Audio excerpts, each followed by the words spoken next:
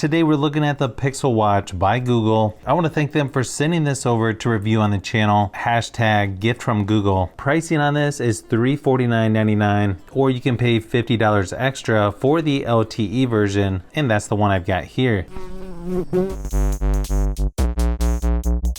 Comes in 4 different color combinations, and then the one shown here is matte black with Obsidian active band. Because this is the LTE version, it's going to work on AT&T, Google Fi, T-Mobile, Verizon, Cellcom, C Spire, and US Cellular. If you're in other countries, they've got a chart there on their website for what carriers this is going to work on. This is going to work with devices that are on Android OS 8.0 or higher. If you have an iPhone, unfortunately, this isn't going to work on those as of this video. And of course, this runs on Wear OS.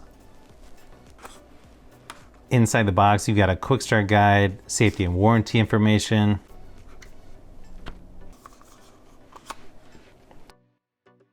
Interesting packaging here.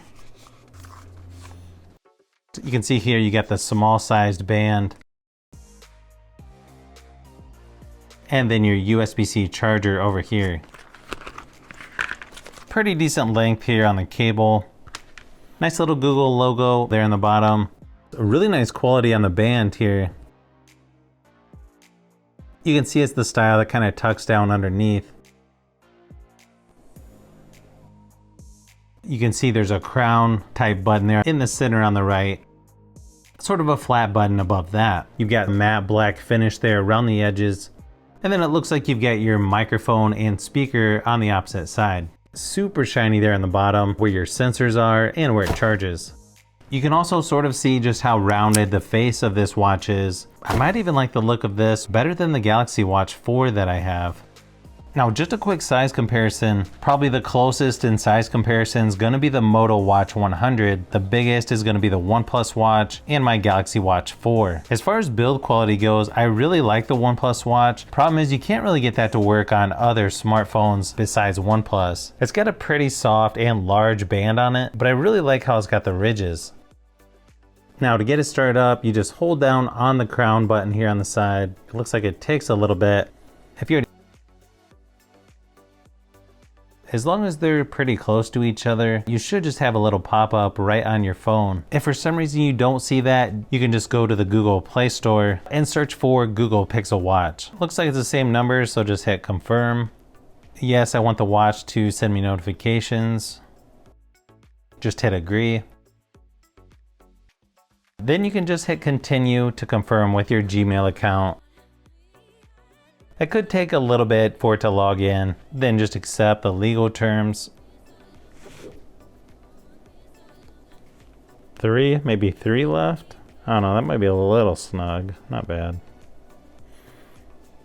Then you just set your watch orientation. Mine's on the left, the crown is on the right. Go ahead and hit next. They're also going to show you how to remove the bands on here because they are a little bit different than some other watches out there. This one's got a little button next to the band. You just sort of push that in and then it just kind of slides over to come off. You can also connect to your Fitbit account.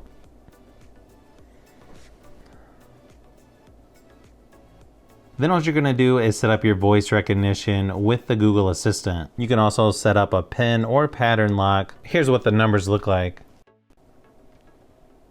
Nice thing is you can set up Google Wallet on here. You can also choose a lot of different apps to put on here, such as Google Photos, Strava, Easy Voice Recorder, 7-Minute Workout, Spotify, Google Keep, Google Camera, and there's some other stuff here that's recommended for watches, like MyFitnessPal calorie counter, Adidas running sports tracker, that kind of stuff.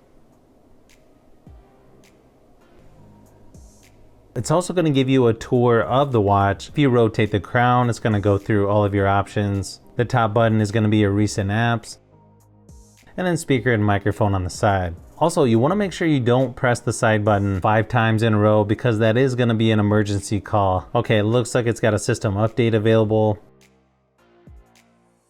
You can see the Pixel Watch there at the top to add this to your Fitbit account.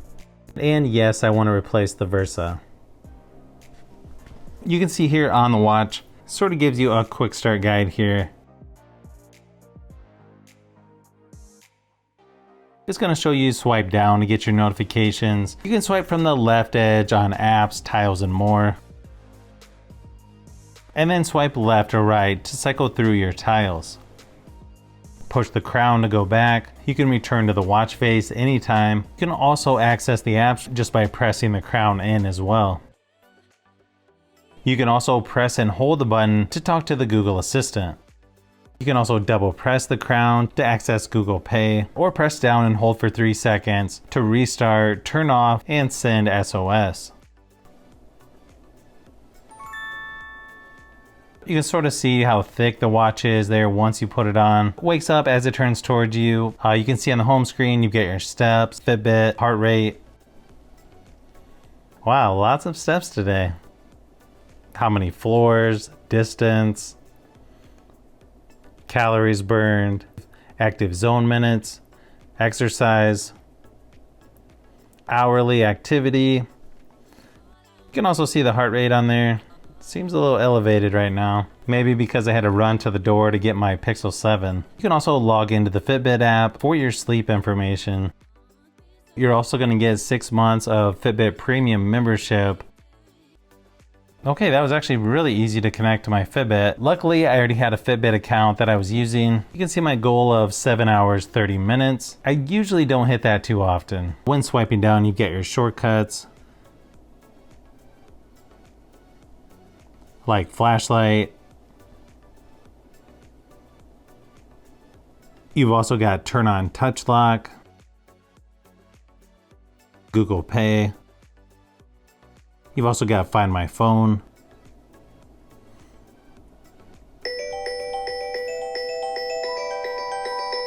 You can also turn the screen brightness up and turn on and off the adaptive brightness. You can also turn on bedtime mode.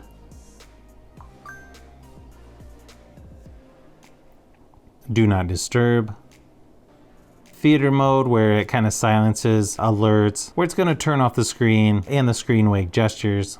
You can see the battery life's at 77%, and there's also a battery saver mode you can turn on as well. You can also turn the ring on and off. In the middle, you get your settings for connectivity, display, gestures, apps and notifications, Google, sound, vibration, battery, general, health profile, location, safety and emergency, accessibility, security, and system. So you can adjust the media volume, call volume, ring and notification volume, alarm volume, screen unlocking sound, charging sounds. You can also turn on and off the tilt to wake gesture, touch to wake, touch lock, or touch and hold the watch face. You can also change the watch face right in here, adjust the brightness. You've got sunlight boost, font size, screen timeout, go to watch face, always on screen, and wrist orientation.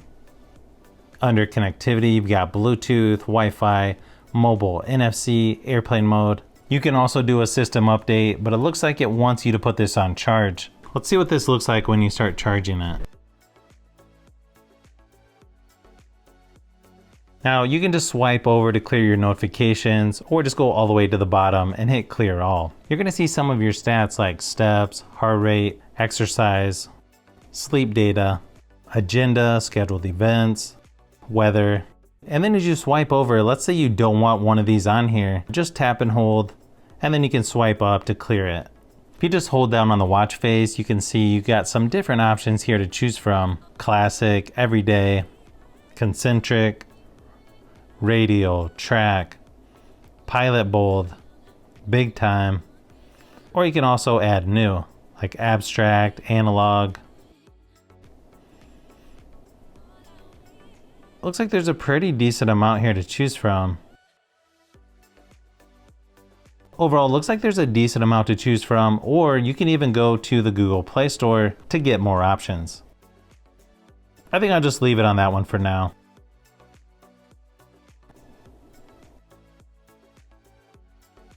You can also choose different accent colors as well. It even gives you an option to bold the time, or if you want to change what's in each of the little circles, it lets you adjust that as well. Your recents button sort of works like on your phone. You can see this stuff here, and then you can just kind of swipe through, or you can choose all apps.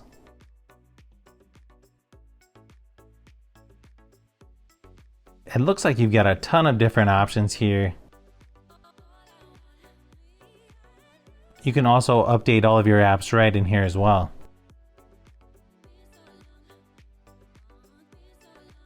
Overall, this watch seems really jam-packed of features, settings, apps, and don't forget there's a Pixel Watch app where you can make some of the adjustments, or you can see it shows your battery percentage. You can change your watch faces.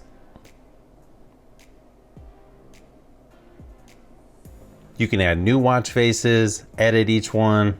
You have a ton of different options to customize each one, such as the accent color. You can bold the time. You can even change the layout of each watch face as well. So quite a few things to adjust in here. And then if you want to change what's in each little circle, you've got those options down here as well. You can also adjust the notifications, the Google account, services, preferences. You can install and manage the apps in here. You've got more watch preferences, mobile network, privacy, accessibility, system, and tips and support. Then you have updates up here in the corner. So far, just some tips that you can try. Now it's really nice to have this crown button here that you can rotate back and forth. Funny thing is, I always forget about that and just continue to use the touchscreen. And just after using this for one day, now I can see why they made the screen curved like that. Feels really nice and smooth moving around, and it just feels nice to kind of go across the curved part. Now when I go back to my Versa, I'm like, wow, that's kind of a rough edge. The other thing that I can sort of see already is when it comes to the battery life. Yeah, I don't see this lasting more than one day, especially if you're using all the notifications, using lots of apps, doing just minimal exercises. Now it is a little early, maybe it takes a little bit to adjust, but my guess is I would get 24 hours on this watch at the most. Sleep tracking on here seems fairly accurate, but I'm really hoping Google pushes out an update for this, because just comparing this to my older Fitbit Versa, for instance, I went up and down stairs 6 times, which should be 3 floors, and the Pixel Watch didn't even change. Where my old Fitbit Versa actually showed 3 floors climbed. The step counter seems fairly accurate though, about the same as my Versa. So if you've made it this far into the video, you may want to say thanks by subscribing, and don't forget to give a thumbs up if this video was helpful. This is Brian from Fishbee Productions. Thanks for watching, and I'll see you on the next one.